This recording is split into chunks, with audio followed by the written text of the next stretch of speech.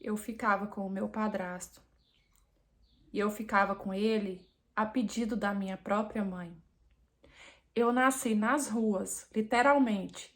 Na época que eu nasci, a minha mãe era uma viciada e o meu pai estava preso porque era um maldito criminoso. Então, logo após o meu nascimento, não sei exatamente com quantos meses eu estava, o conselho tutelar me tirou da minha mãe e me levou para um abrigo. E nesse abrigo eu cresci. Eu fiquei lá até quase completar os meus 14 anos. Eu acho que faltava um mês, 2 meses para completar os meus 14 anos. E nesse tempo que eu vivi no abrigo, de vez em quando a minha mãe ia lá me ver, quando ela podia, quando ela estava sóbria, o que era uma coisa difícil de acontecer.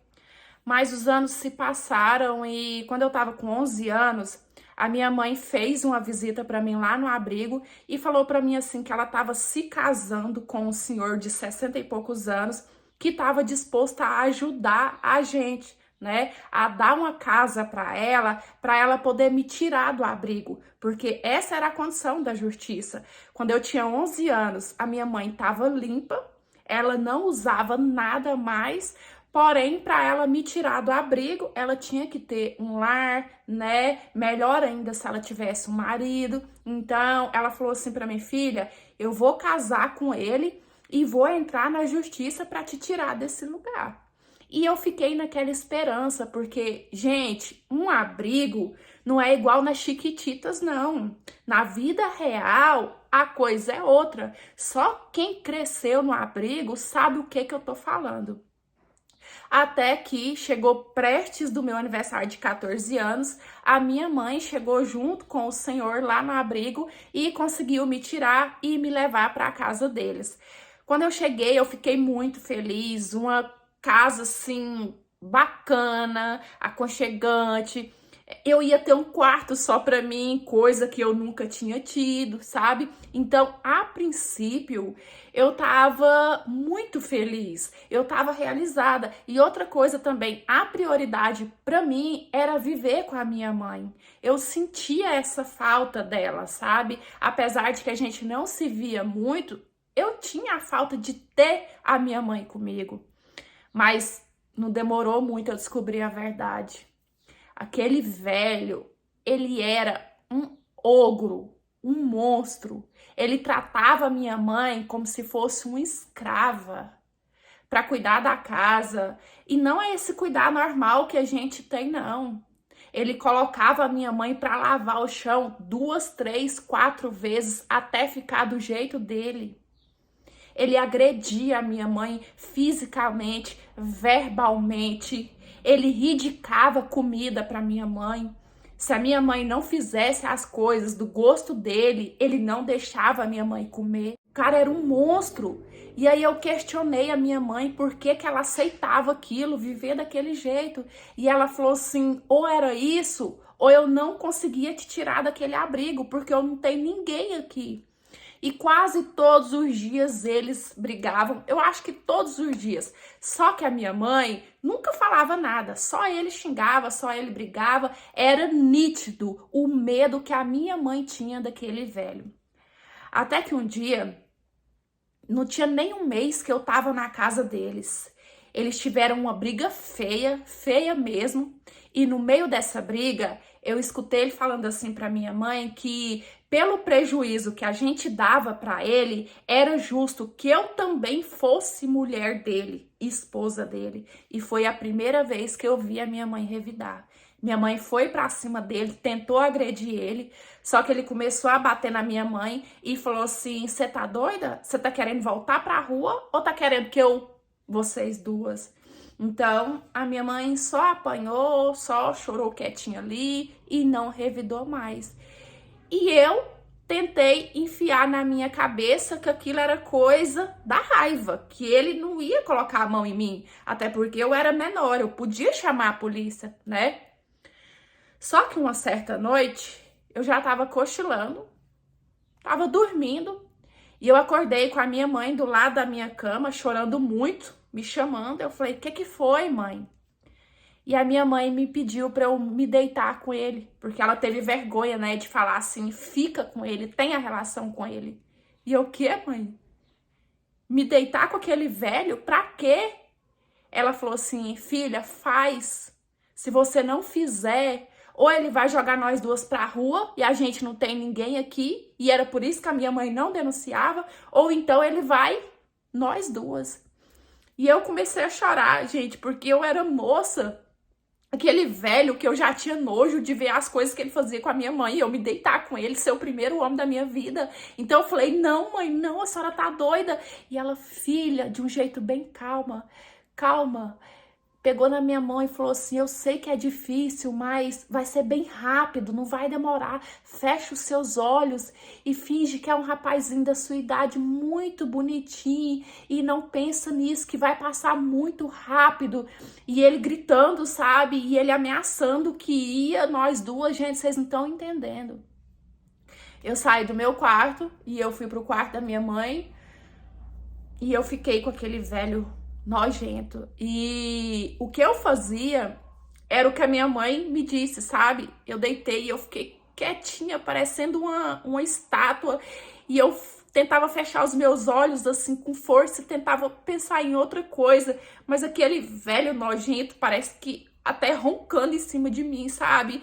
Parece que não passava, parece que nunca terminava. E quando ele terminou, eu falei assim, eu posso deitar no meu quarto? E aí ele deixou, né? Mandou eu chamar a minha mãe de volta pro quarto. E eu fiquei me limpando, porque eu não podia nem tomar banho, senão ele ia me bater. E eu não consegui dormir, e eu só chorava. E aí a minha mãe voltou pro meu quarto para poder conversar comigo, né, para poder me acalmar. E eu falei assim, mãe, pelo amor de Deus, vamos chamar a polícia, vamos denunciar ele. E a minha mãe, não tem como. Ele nunca vai deixar a gente sair daqui, porque naquela época a gente não tinha telefone, então uma hora daquela não tinha como chamar a polícia, ele não ia deixar nenhuma de nós duas sair de casa. E a minha mãe aguentava isso em troca de ter uma casa, né? Em troca de ter conseguido me tirar do abrigo. Isso aconteceu mais algumas vezes, porque eu não fiquei muito tempo, até, graças a Deus, ter um fim. Mas depois dessa primeira vez, a minha vida virou um inferno, porque ele me tratava da mesma forma que ele tratava a minha mãe. Praticamente nós duas éramos esposa dele. Ele tratava a gente do mesmo jeito. Até que um dia, a conselheira lá do abrigo foi fazer uma visita na nossa casa para ver como que eu tava, como que tava a adaptação, né, com a minha mãe, com o meu padrasto. Era normal, quando a justiça devolvia um filho para a família, né, o conselho ficava fazendo mesmo esse acompanhamento por um tempo. E aí, durante a conversa lá, né, comigo, com a minha mãe, meu padrasto também tava em casa, ela percebeu que eu não tava bem. Então, ela quis falar comigo sozinha e eu não aguentei. Eu contei tudo pra ela, eu caí no choro e eu falei assim, ele bate na minha mãe, ele ameaça nós duas e ele me estupra também. E ela, eu vou chamar a polícia. Eu falei, não faz nada. Se você falar qualquer coisa, ele vai acabar com a minha vida e a da minha mãe, pelo amor de Deus. Aí nós conversamos mais um tempo, sabe? Ela se recompõe, limpa seu rosto, né? Pra ele não ver que você tava chorando e tal. Ela despediu dele, despediu da minha mãe e saiu caladinha, sem falar nada com nenhum dos dois. Ele já veio todo nervoso pra cima de mim, querendo saber o que eu tinha falado pra ela. E eu falei que nada, eu falei assim que eu tava gostando, né, de estar com a minha mãe, de ter uma casa, de ter um quarto só pra mim. E ele acreditou. Gente, passou alguns minutos, não demorou muito. A polícia bate à nossa porta. E quem atendeu foi a minha mãe. A minha mãe, com medo, ela queria despistar, sabe? Só que eu corri, eu não deixei ela fechar a porta.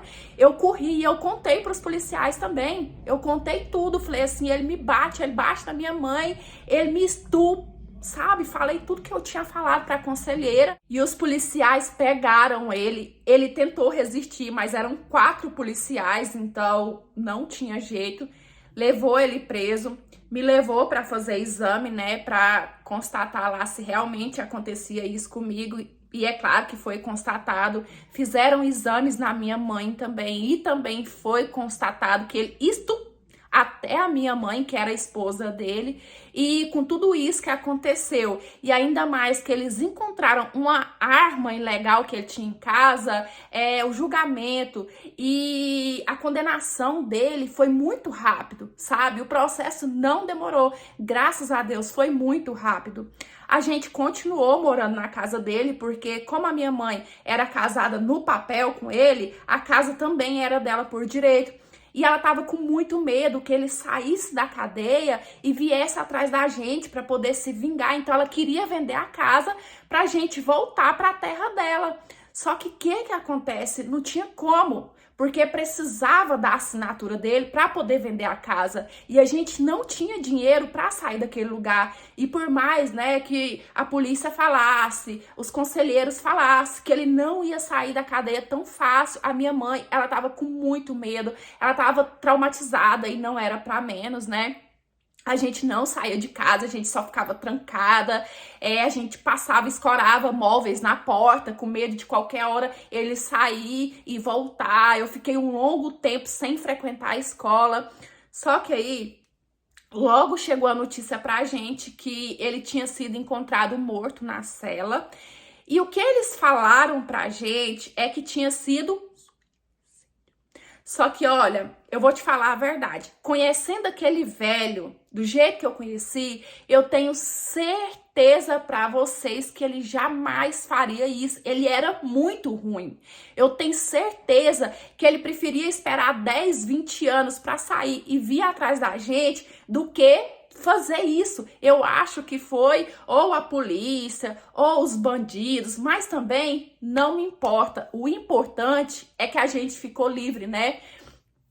E aí depois disso que aconteceu, a minha mãe conseguiu vender a casa e a gente veio embora aqui para a terra dela, para o estado dela. E com 15 anos que eu fui conhecer a minha família, os meus avós, tios, primos, é que a minha mãe fugiu daqui adolescente com o namorado, que era o meu pai, foi embora para outro estado, chegou lá, o meu pai apresentou o mundo para ela, fez ela ficar viciada. O meu pai era assaltante, ele foi preso e a minha mãe ficou pelas ruas grávida de mim. Então foi assim que eu nasci praticamente nas ruas. Hoje eu tenho 37 anos, de forma geral, eu e a minha mãe estamos bem, eu sou casada, obviamente, tenho filhos, mas isso é uma coisa que ainda machuca, sabe? Eu tento não lembrar, mas quando eu lembro de tudo que eu vivi no abrigo, na casa daquele velho, é impossível não chorar, é impossível não sentir dor.